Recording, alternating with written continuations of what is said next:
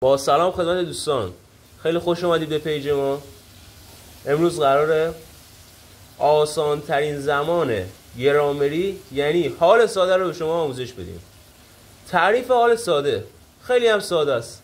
زمان حال ساده یعنی کاری که همیشه، هر روز یا به طور منظم انجام میدهیم.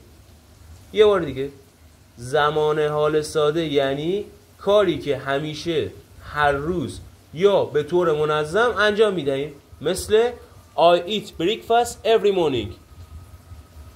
مثل she works at the shop. خب حالا برای فاعل های ساده مثل I, you, we, they فعل ساده می آید. مثل I play football. They watch TV.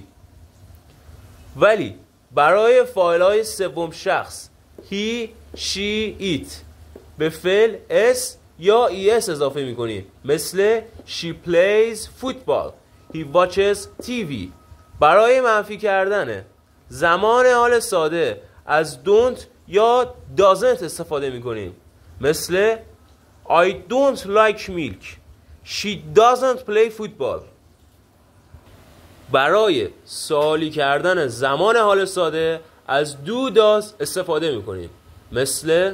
مثال Do you like coffee? آیا شما قهوه دوست دارید؟ Does she work here? آیا اون اینجا کار میکنه؟